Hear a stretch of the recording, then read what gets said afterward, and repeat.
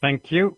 Uh, I'd like to call the meeting to order and acknowledge that we are in Treaty 1 territory, the home and traditional lands of the Anishinaabe, Ojibwe, Innu Cree, and Dakota peoples, and in the national homeland of the Red River Métis. Our drinking water comes from Shoal Lake 40 First Nation in Treaty 3 territory. My name is Neil Harden. I am chairing today's panel. With me are Clay Purvis and Richard Whitbread. The assessor today is Roddy Pontanilla, and the administrative personnel is Sally Caulfield.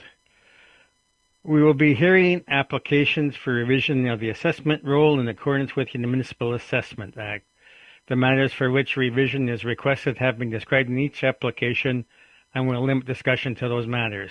The statements that are made at this hearing are sworn testimony, and anyone speaking to the matters must be sworn in. Be advised that comparisons of assessments of property is not considered evidence of market value by the board. The board is appointed annually by council and is independent of it in the city administration. It makes its decisions on the basis of the evidence provided at this hearing and issues a written order that be mailed to all parties as soon as possible. Please note that the board's decisions with respect to an application may be appealed to the Manitoba Municipal Board if the matter pertains to assessed value or classification, or to the Court of King's Bench if the matter pertains to the application of exemptions from taxation. Should you wish to appeal, information on how to do so will be included with the board's order. With respect to the hearing process, I will confirm the points of appeal with your property to be addressed with each applicant following the swearing in. We will then have the assessor's testimony followed by questions the applicant may have, then the applicant's testimony followed by questions. Each side will have an opportunity to summarize if they wish. Once all the evidence about an application has been brought forward, the applicant may leave. The process will repeat for each item on the docket today. The session will close after all the applications have been heard, and the board will deliberate in private and make its decisions. You'll receive the board's order by registered mail as soon as possible. As information, all public hearings are live streamed, recorded, and will be part of the public record. We will be hearing items 1 and 2 on our docket today. Ms. Caulfield, can you please affirm the assessors and the first applicant's testimony? Rodrigo Pontanilla.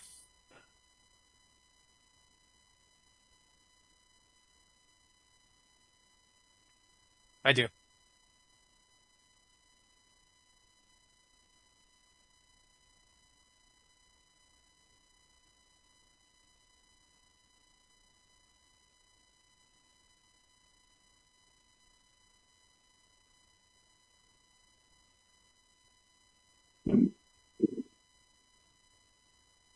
Now we can, yes. Okay, the first item on today's agenda is 255 Taché Avenue. So, Mr. Pontanilla, you can begin. Thank you, Mr. Chair. So the first file we have up is file 25-151. The roll number is 0609 091 5100. The address is 255 Taché Avenue.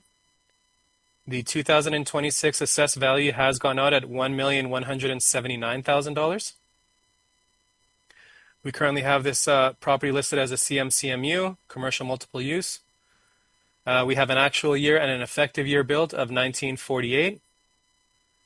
We have a land area of 12,357 square feet, a gross floor area of 21,920 square feet, and a total leasable area of 19,679 square feet.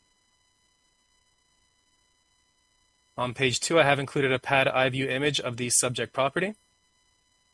So we can see that the parcel extends to the corner of Taché there, and there's what I believe a parking lot behind it.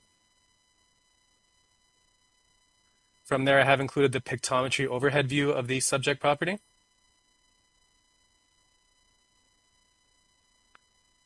Following that, I do have the south-facing view and the east-facing view of the subject property. And following that, I do have the Google Street View images from the 2023 map overlay of the subject property.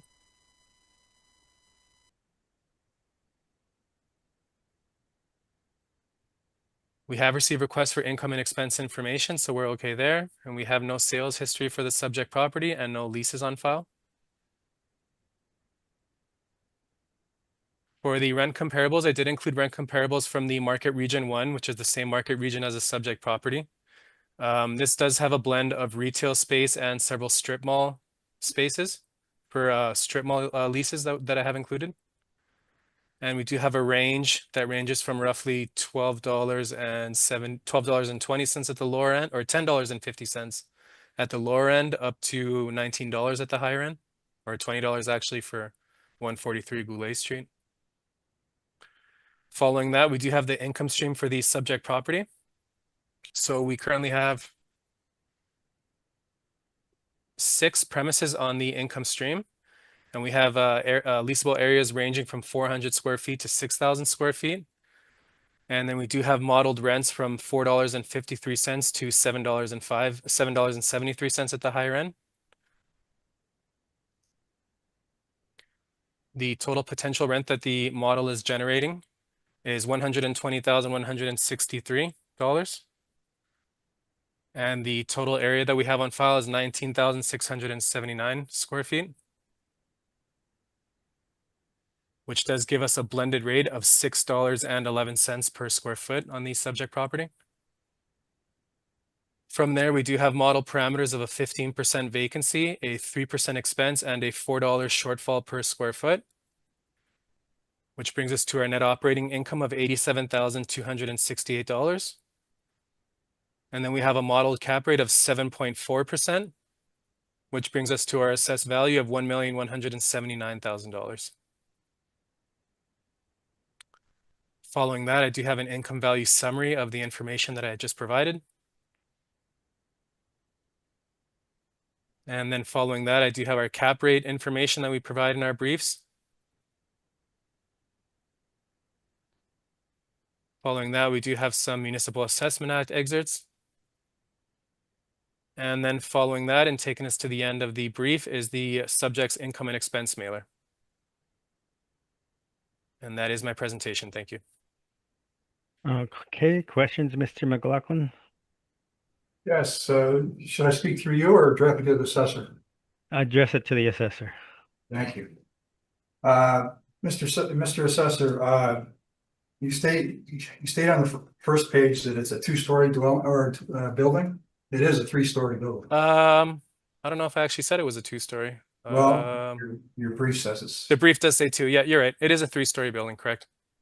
And construction class, the structure is brick, if you're not aware. Yeah, it's that could be the exterior, but we do have our internal guides that we use, and so from my understanding, it would be a steel-framed building. The brick on the outside, I'm not sure. That could be just the exterior cladding, but this construction class refers to the interior as well. Have you inspected the property? Just a drive-by inspection. I haven't been inside, although I will say that I have, in my own personal time, been to the gym that's in the building there. So there you go. A little bit familiar with the subject. Then you are aware that there's exposed brick at the gym. Yeah, I mean, I guess I could be aware of that, sure. So it's a brick building. Sure. I won't argue with you there. On page 2, it's 255 Taché is the large highlighted spot, and 265 Taché is the parking lot that's included with the roll number, correct? Correct. Okay, I don't think you were clear on that, but the parking lot is across the lane. You've presented rent comparables. Are Yep. any of these truly comparable to the subject?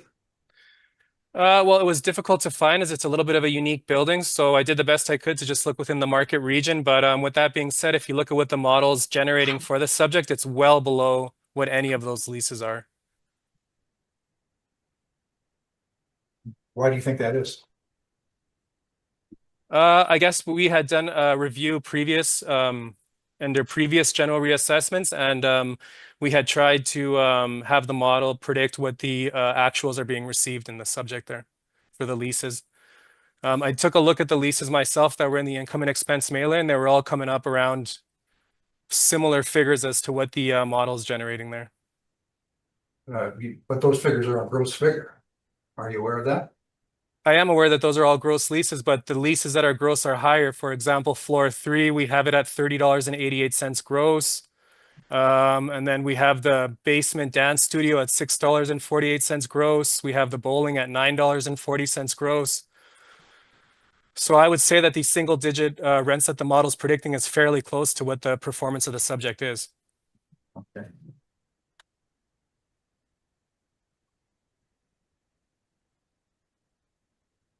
I guess I have a question as to what we should call this particular building. In my valuation, I used, I believe, an office retail format. Yep. And you're using loft warehouse, is that correct?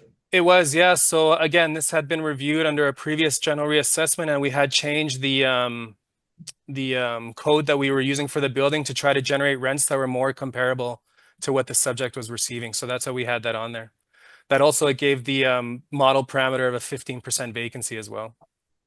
There had been some discussion internally when I was reviewing this file leading up to the hearing to perhaps kick it over to the office section because of the operations that are currently in the building. But as it stands now, we still have it in the retail section. So it might change over to the office after this. There's definitely an argument to make that it could be a better suited office space than it would be a retail space. So I don't disagree with that. You provided cap rate and a cap rate analysis. Yep. In your cap rate analysis, I don't see 7.4% anywhere, which is what you used as a cap rate. Yep. Where's that derived? So if you look, this doesn't have every single subject. It does have some of our major ones. So for retail, for example, we have regional, power center, neighborhood, or strip mall. We don't have anything below that to give for cap rates in this table. But I will say that if you look at the strip mall, which would be the lowest sort of property type that we have in the retail space, if you look at the 20th and 80th percentile, the 20th percentile is 5.6% and the 80th percentile is 6.75%. So in other words, all of the majority of our cap rates fall within that range. If you look at the exterior, excuse me, if you look at the exterior sources that we have provided for cap rate information as well, we have 6 to 7% for Collier's cap rate study. We have 6 to 7% for CBRE, and we have 6.5 to 7.5 for Cushman Wakefield. So the 7.4% is already above the 20th and 80th percentile for both the city's own internal cap rate study, Collier's, and CBRE.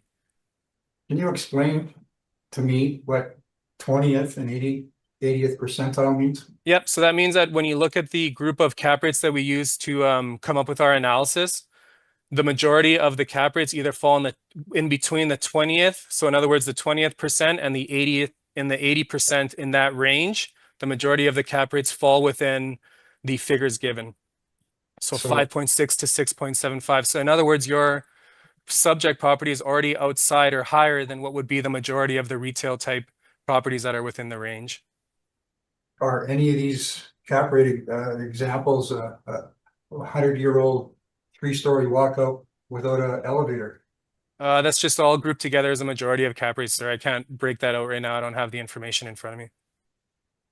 Okay, so given that it's a 3-story 100-year-old walkout, in much need of updating, would you say that it falls outside of the 20 to 80% percentiles? I would say, which is why it has a 7.4% cap rate. I've already agreed to that.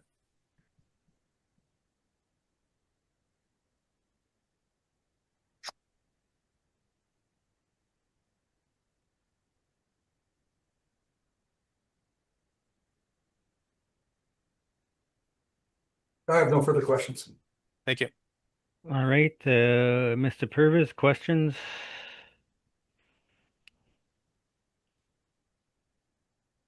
I don't have any questions at this time. Mr. Whitbread? No, I think Mr. McLaughlin did a good job. He had all the questions I had. Okay, so there were no comparable rental rates for bowling alleys or anything like that in I took a look within the market region and I couldn't find any that would be necessarily comparable. But again, if you look at the comparables that I've included, they're well above what the model is predicting and which falls in line with what the income and expense mailers show for the subject property. So Yes, finding the it's already well below, yeah, well below what I have. finding the comparable is not very comparable. Okay, no further questions. So, May, Mr. may I, McLaughlin, may I oh, come back, Mr. Chair?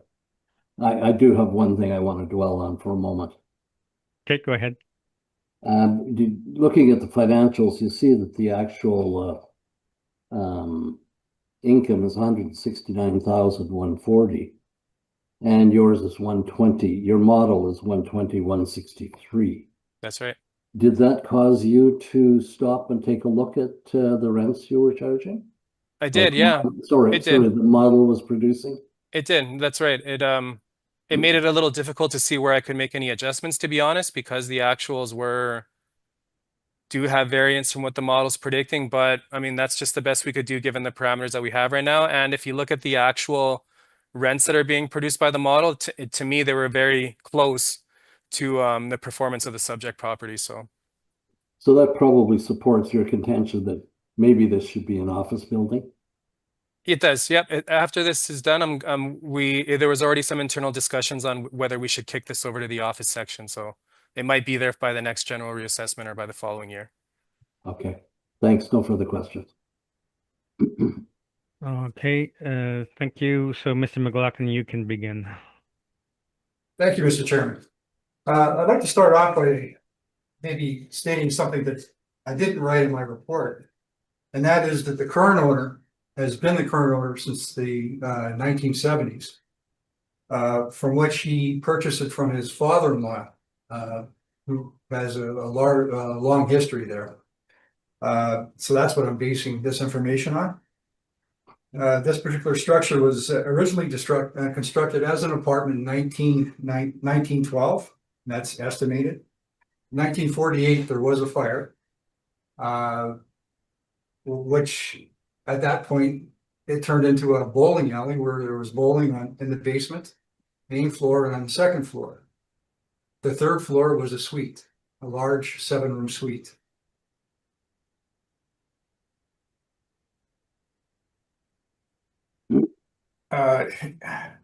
Just to carry on, it was a bowling alley till the mid-70s, and it was kind of suffering. And the late 80s, a tenant who resides there still operates a dance studio. The basement area is finished. Now, it was finished over the old lanes and walls, partitions put up. This, again, is a 1919 original structure, or 1948, whatever the development was back then. The building is full of asbestos. So any future development would include large amounts of capital to expend to renovate and remove the asbestos.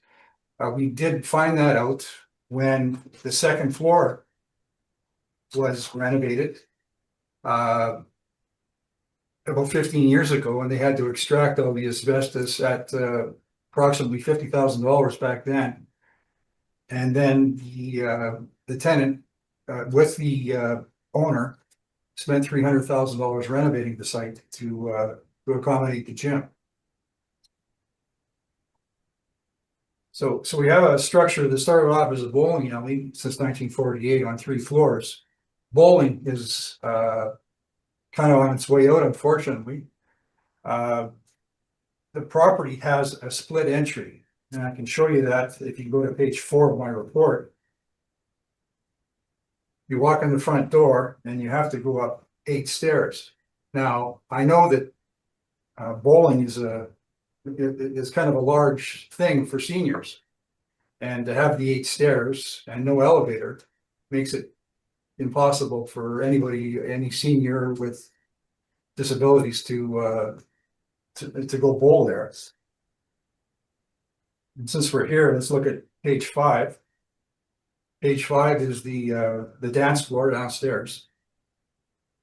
Consumes just about the entire basement. And the second picture is the main floor bowling, and you can see that it's very dated. At the time of taking these pictures, there were several people or many people working out at the gym, and they were not agreeable to having their pictures taken for the board of revision. So I don't have a picture of the gym, but I can tell you that the exterior walls are exposed brick, and it is a modern facility. That's the only part of this building that's a modern facility.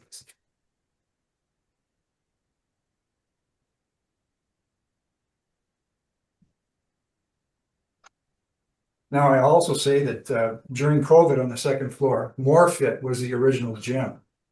And COVID kind of choked off, I guess, gyms, and nobody was going anymore. And we're near bankruptcy. And somehow, some way, they were able to find another person from the East Coast to come and take it over. And it's currently White Lion Athletics. So they were very fortunate. I will say that the three main tenants consume 3/4 of the building. Any vacancy would be devastating. It would be a 25% vacancy if we lost the dance studio or the bowling alley or the gym. The upstairs is kind of nominal office rent. In order to approach the office, you have to have some kind of fitness because it's 3 stories up.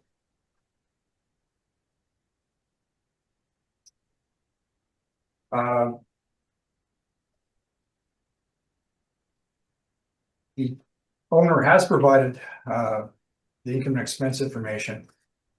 If you go to, I guess on page, we know where it's located because of the assessor. I've chose office retail, and what I've used is the city's own information, their own information that they've extracted from the questionnaires and the sales that have occurred. And you'll see that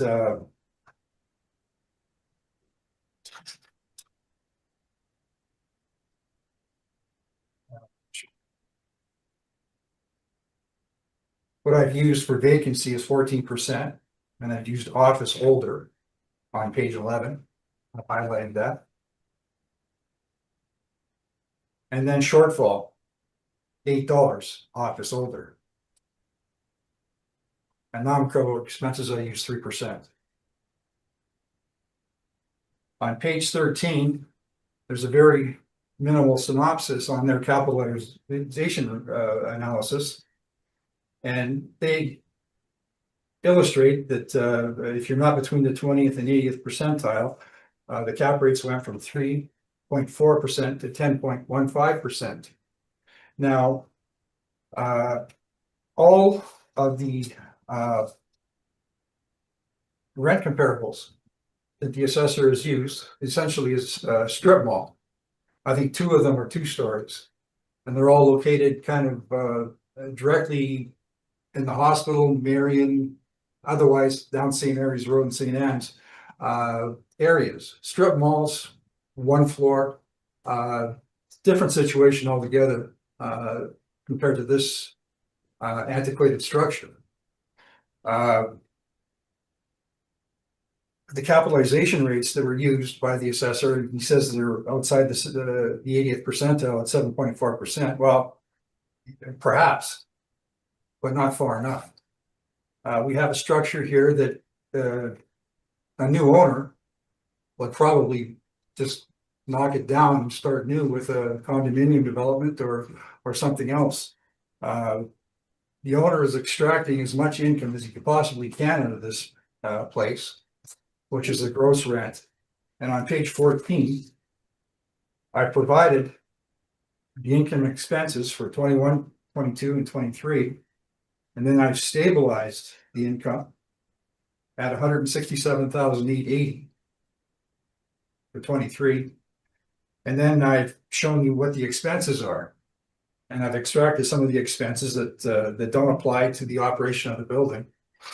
And I have expenses of 67,588 or 558, pardon me, leaving a net income of 100,322. that is what this property generates.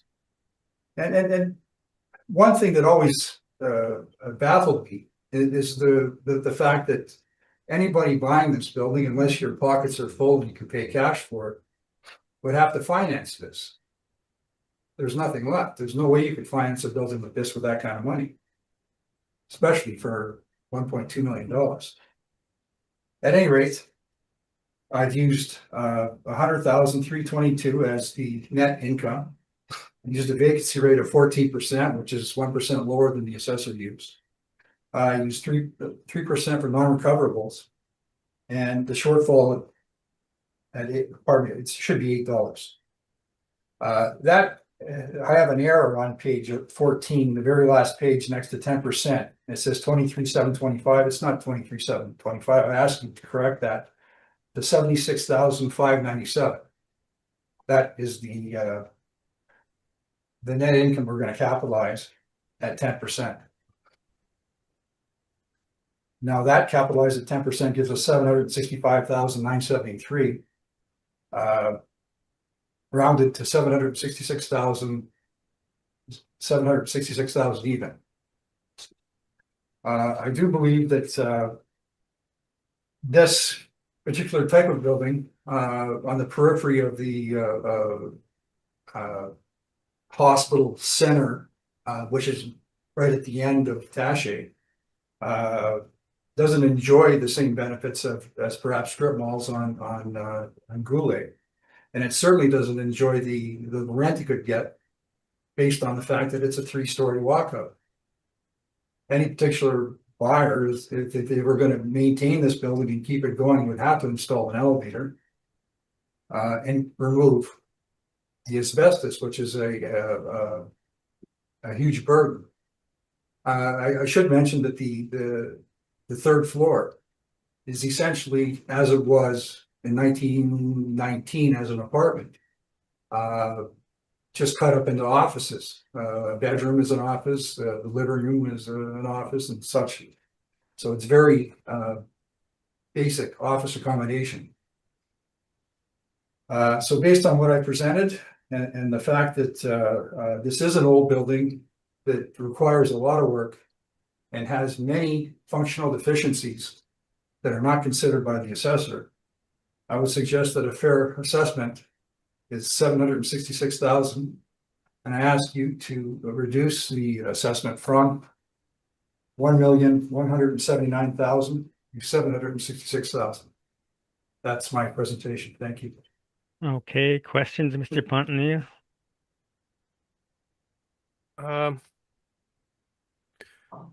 No, I believe I have no questions. Thank you. Okay, Mr. Whitbread, No, I have none. Mr. Purs, Just a clarification on page 14, one of your numbers was being corrected. I wasn't able to quite get what the correction was. I think it's the cap rate. No, it's adjacent to the 10% figure. Okay. 23,725. Yeah. I don't know how that got there. The real number is 76,597. 76,597. Okay, that's my only question. I hadn't got Capitalized that. at 10% gives us 766,000. Okay. Thank you. That's my questions. okay, my question is the shortfall. Could you explain to me again how you're using $8 for the shortfall? Yeah, based on the city, the city, if we go back to,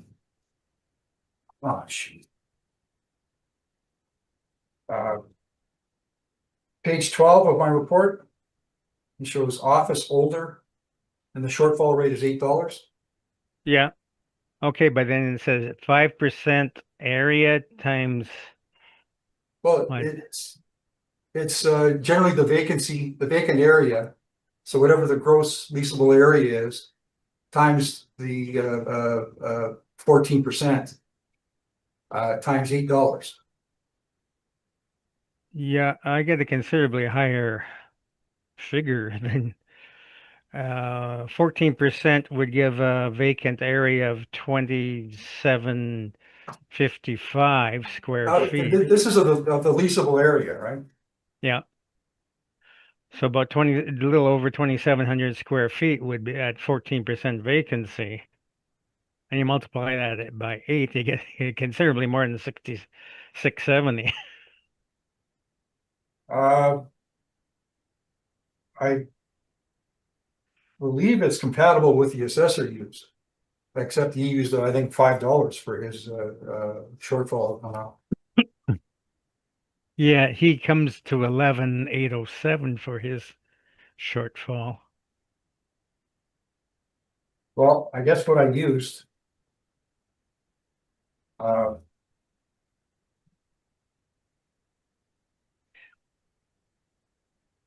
is probably the 16,674 I'm using for leasable area. At the bottom of the page, in the middle of the page 14. Okay, you're using, what was the area then you're using? 74. Let me 16674. Oh, maybe that's where my Yeah, they're about 3,000 square feet apart yeah. on square feet. Oh, Well, the assessor's welcome to come and measure it anytime. I did, it's quite a job measuring the rental space there. But what I did is I basically used what the leases state. mm-hmm. On the second floor, there's quite a bit of unleasable area. It's hallways and bathrooms, and I think there's a boardroom that is used by everybody up there. Okay. All right. Thank you very much. I have no more questions. Mr. Pontier, would you like a summation? No summation required. Thank you, Mr. Chair. Okay, Mr. McLaughlin. Yes, please. I would just like to say that this particular structure, I've been actually involved with this structure since 1983. I've been going there. I've been employed there. I'm very familiar with it. Not a lot has changed other than as what indicated earlier about the pool hall in the basement, and I was there for that, and a little bit of an arcade, and tearing out the bowling alley and putting in the dance floor. That was done without extracting any of the insulation that may still be there, was built over. The bowling alley is very original. The only shining light on this whole particular building was the second floor that is now a first-class gym. The third floor is the original apartment from 100 years ago. It seems to be structurally sound, and the owner is doing all he can to keep it going. For a future buyer, which should be considered, I mean, the rents are low, and they're low for a particular reason because the building is functionally obsolete. It needs a lot of work to bring it up to current standards where people will pay a healthy rent. He's doing the best he can with what he has, and I've illustrated what's left over for him at the end of the year, and I believe that number should be capitalized at a fair rate, and which would include the risk involved in any purchaser acquiring this place. That's my presentation. Thank you very much. Okay, thank you. We will now move on to our last property of 857 McGregor. So can you swear in Mr. Horsborough? Yes, Mr. Chair. My place is sleep. Sorry about that. No. Please state your full name. Carson John Horsborough. Can you affirm that the evidence you're about to give at this hearing will be the truth, the whole truth, and nothing but the truth? Yes, I do.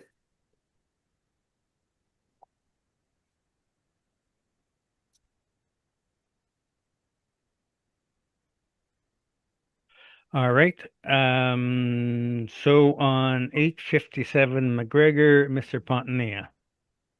Thank you, Mr. Chair. Up next, we have file 25-470. The roll number is 1102-095-7000. The address is 857 McGregor Street. The 2026 assessment has gone out at $362,000 for residential, $584,000 for commercial property, for a total of $946,000. As just mentioned, this is a commercial multiple use property. We have 3 premises associated with the subject.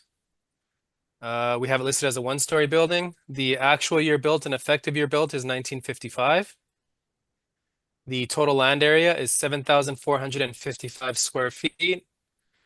And the total leasable area is 2,773 square feet. On page 2, I have included a pad eye view image of the subject property, so we can see its orientation in the neighborhood. On page 3, I have included a pictometry overhead view of the subject property. Following that, I have a north-facing view and a west-facing view of the subject property. And then following that, I do have the Google Street View images from the 2021 map overlay.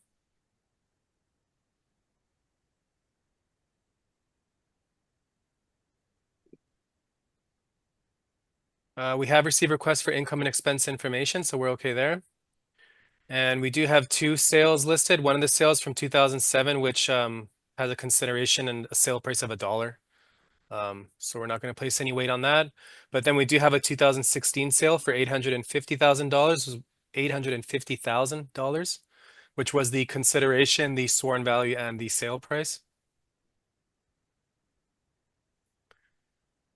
Following that, I do have some rent comparables that I've included. They are all from the market region that the subject property is in, Market Region 2. This is a blend of retail, strip mall, and some neighborhood shopping center leases. So we do have some rents ranging from $14, it looks like, at the lower end, to $25 at the higher end. And we do have some leasable areas ranging from 1,100 square feet roughly at the lower end to 1,790 square feet at the higher end. Following that, we do have some rent comparables for the residential portion of the subject property. And so we can see there that these are much closer. These are all within the same neighborhood cluster as the subject property, the neighborhood cluster area.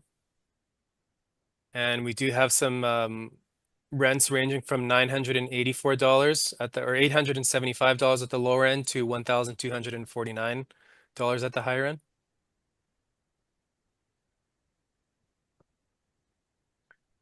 First up on our income stream is the apartment income stream.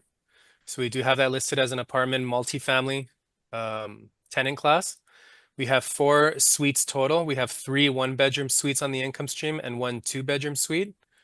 And we have it at a monthly rent of $919.09 per suite. That gives us a total potential gross income of $44,116. And then from there, we do have model parameters of a 3% vacancy, a 50.93% expense rate, which brings us to our net operating income of $20,999. And then from there, we have a cap rate of 5.8% applied to give us our assessed value for the residential portion of $362,000. Following that, on income stream 2, we do have the retail stream. We have 2 premises associated on this income stream, one at 1,081 square feet and one at 1,692 square feet. So we do have a total potential rent combined of $43,550. And then from there, we do have model parameters of a 5% vacancy, a 3% expense rate, and a $7 shortfall per square foot. And that brings us to our net operating income of $39,160. And then from there, we have a cap rate applied of 6.7% to give us our assessed value on the commercial stream of $584,000. Following that, I do have an income value summary of the information that I just provided. And we can see how both equal out the total assessed value of $946,000. Following that, I have included some cap rate information in the brief.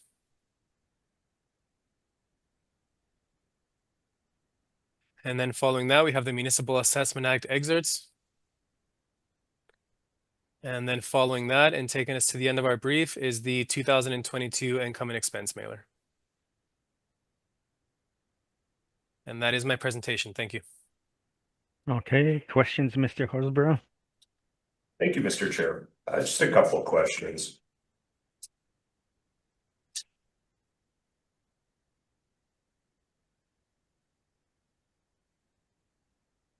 Just on page 7, just regarding the 2016 purchase price. Yep. Does the assessment department consider this to be an arm's length market transaction? Actually, I do have the sales mailer in front of me, so I can answer that question for you. I just didn't include it in my brief. We do have the consideration, so the value is the correct value that was the sales price, and it was listed as an arm's length open market transaction.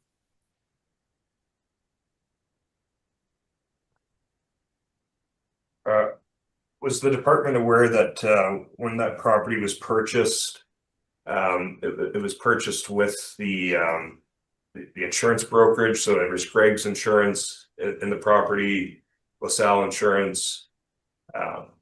Does that weigh into the city's analysis at all? I'm not aware of that having any impact on it. No, I wouldn't have I wouldn't be aware of that having an impact. Okay. And then just on page 8, you had mentioned the rent comparables. Yep. These are primarily from strip malls and shopping centers. Is that correct? It's a combination. It was a little hard to find them that were right within the neighborhood, so I used a wider net, so to speak, but they're all within the same market region. But yes, it is a blend of retail space, so commercial retail stores, some strip malls, and then some neighborhood shopping centers as well. Okay, so not, I guess none of these would be kind of similar standalone mixed use properties. They wouldn't be mixed use. So none of these would have, the apartments on top, kind of not similar in that sense, correct? In that sense, no. Okay, so fair enough. Those are all my questions. Thank you. Okay, Mr. Purvis?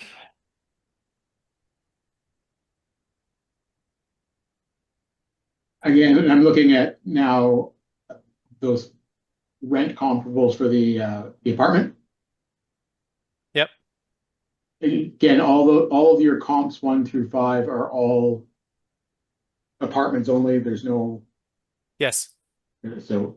Yeah. So I had them at they're separate. They're separated in between the retail comparables that were on the page previous, and then the apartment comparables that fall underneath.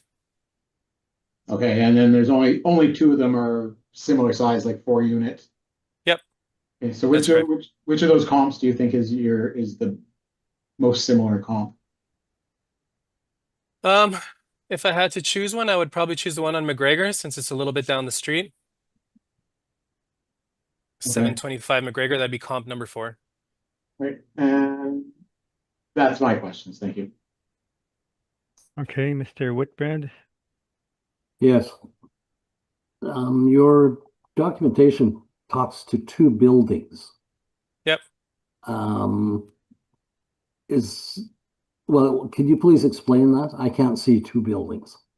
This would just be what we have on record. Maybe at some point there was an addition that was built onto the building that wasn't there at some point in the previous history. It can clearly be seen as one building, so perhaps at some point in the past there would have been an addition or something built. That's about as much as I can tell you in regards to that. So maybe that should be changed. Second question, year built 1955. When I look at the photographs, it looks like there's been some pretty decent upgrades to the building. Can you talk to that? So I did take a look at the permits that we did have on record. And some of the bigger permits that I did have that were on file would be from 2009. We had $120,000 for some interior alterations that were done. And then in 2008, there was $225,000 for interior alterations. But besides that, I don't have any other permit information in regards to anything else. Yeah, so roughly half the declared value or the assessed value. and yet you've not changed the effective date at all. It's remained the same, correct? 55, eh? Yep. Okay, maybe that's something that could be looked at. It could be. Other than that, I have nothing. Thank you. Okay, now getting back to number of buildings and also the number of stories, it's clearly a two-story building, but you've got Well, that's one. what I was thinking. I was looking at that myself, to be honest, Mr. Chair, because I did notice that when I was actually presenting to you that we have it as a one-story.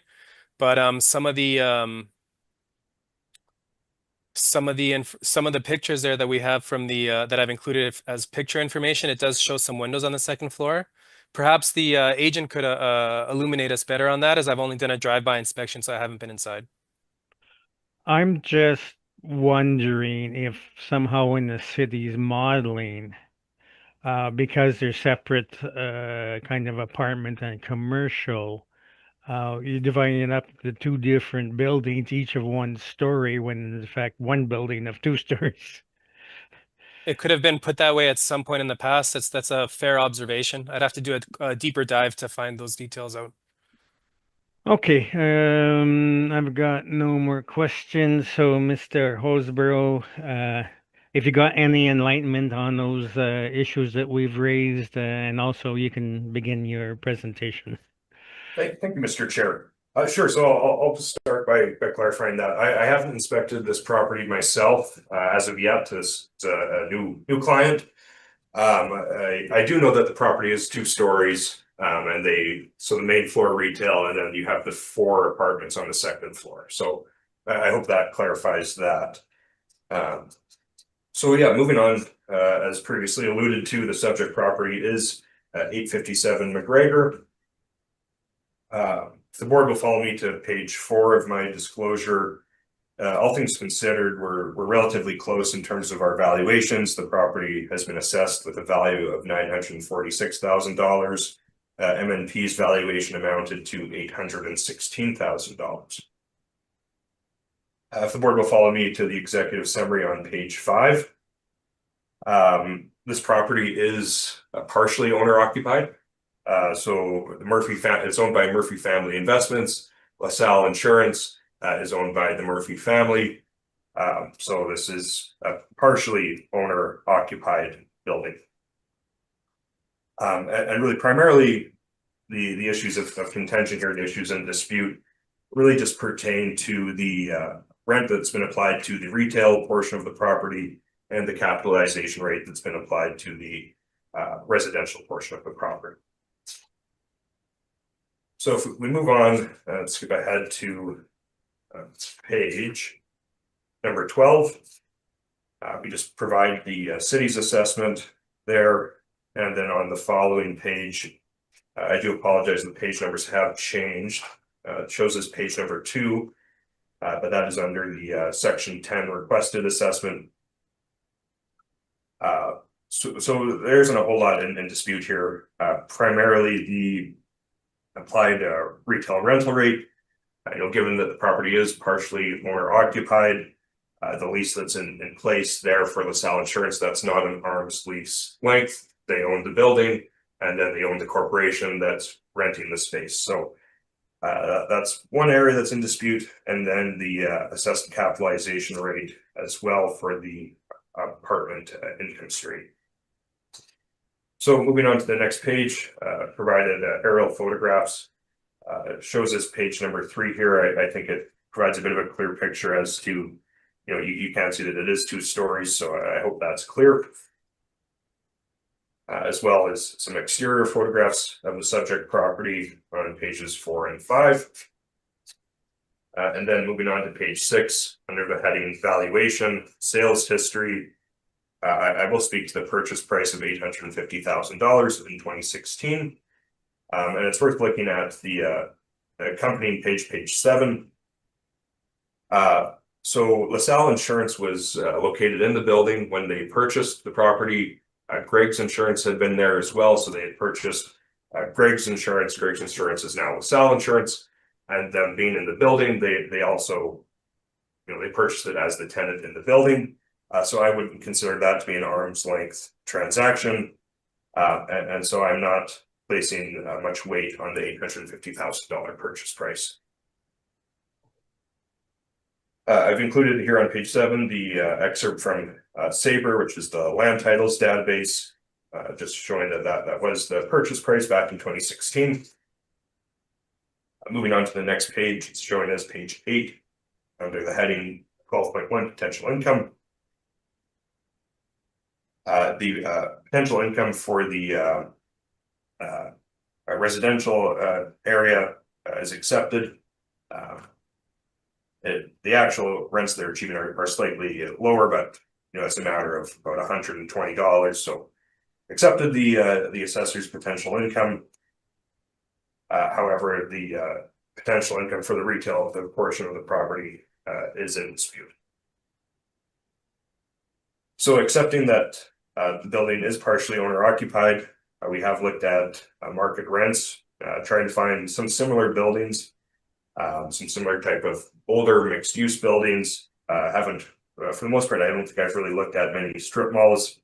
So you try to get an idea as to what a property like this could rent for, acknowledging the fact that it is, there are few rental comparables for properties such as this. So looking in similar areas and similar buildings, we have applied a market rental rate of $13.50 per square foot. And then moving forward here under section 12.3 capitalization rate, we have applied a capitalization rate that falls outside of the 80 or 20 to 80% range as per the city. And the reason for that is because this is a mixed use building with 4 residential suites. So difficult to extrapolate what a cap rate would be, because obviously you can't purchase just the residential units. If you're going to purchase this property, you're purchasing the whole property. So on this next page, I have looked at some smaller apartment buildings, 5 to 6 units, located in some similar areas, applying some CMHC derived rents. We do see higher capitalization rates for some of these smaller properties, some of these older properties. So again, seeing the cap rates ranging from 5.5% all the way to 9.5%. Looking at a 4-unit walk-up mixed-use property, we do feel that a capitalization rate of 6.5% is reasonable and reflective of the market for this property. So then just concluding on the last page, your page shows up as conclusion under section 13. Again, looking at the rent that's coming in for the apartment, looking at what we believe is an appropriate market rent for the retail space. Ultimately, we've arrived at a net income of $54,044, and we've applied a blended capitalization rate of 6.62%, as opposed to the blended cap rate of 6.36% applied by the city. And with that, I would respectfully ask the board to revise the assessment to $816,000. Thank you very much. Okay, questions, Mr. Pontonio? Thank you. I have no questions. Okay, Mr. Whitbread? Have you inspected the building? I've been to the building, but I haven't been to the building to inspect it. Okay. No, I'm fine, thank you. Mr. Pers? I have no questions, thank you. Okay, I've got a few questions on your calculations on your, section 13, let's call it. Yeah, sorry about Okay, you reduced the income to the retail income to 37,000 and change. That's correct. From 43, but yet you retain the same vacancy allowance dollar-wise. So 5% of 37,000 is going to be less than 5% of 43,000. Oh, no, that's a good. Oh, I apologize for that. Yeah, that must have been an error on Excel there. And same thing with the expense allowance. 3% of 35 is less than 3% of. Oh, yes. Okay, thank you for catching. If I may, Mr. Chair, can I redo those numbers quickly? Sure, absolutely. Thank you.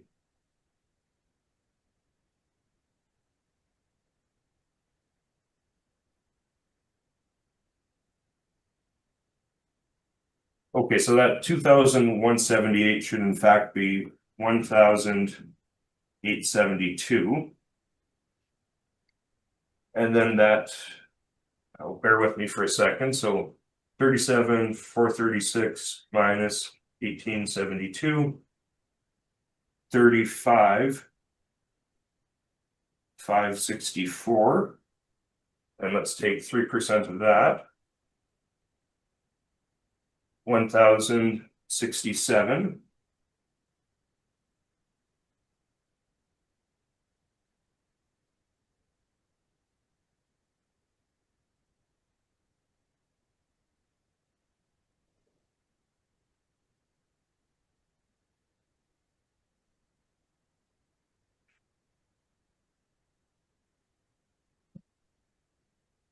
Okay, that takes us to 34,497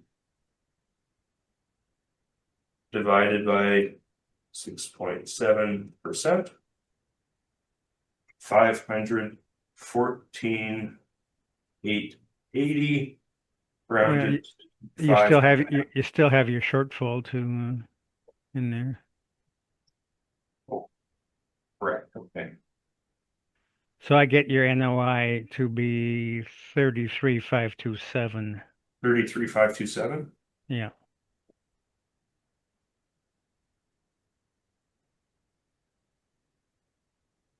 Yeah, so I apologize for sometimes the Excel formulas don't carry over the way they should. Mm-hmm. So okay, so my revised retail value would then be 500,000. Is that correct? Did that math follow for everyone else? Yep. Okay. Thank you, Mr. Chair. I do apologize for that. Okay. That's fine. Is there any questions that arise from that from the panel? None for me, Mr. Chair. Thank you. Okay. So I show a revised market value of 823,000. Is that correct? That's what I have, correct. Thank you. That was my question as well. Okay. Thank you. Does either party wish a summation on this property? No summation on my part. Thank you, Mr. Chair. I think I'm fine without summation as well. Thank you, Mr. Chair. Okay, thank you. Then we've now heard all the items on today's agenda, and this hearing is now adjourned. The panel will take just a brief recess, and then we'll come back and do our deliberations. Thank you, Mr. Chair. Thank you, panel members. Thank you, Carson. Everyone have a good day. Thank you, Thank Mr. you. Fontaine, and thank you to the panel members. Yeah. Okay.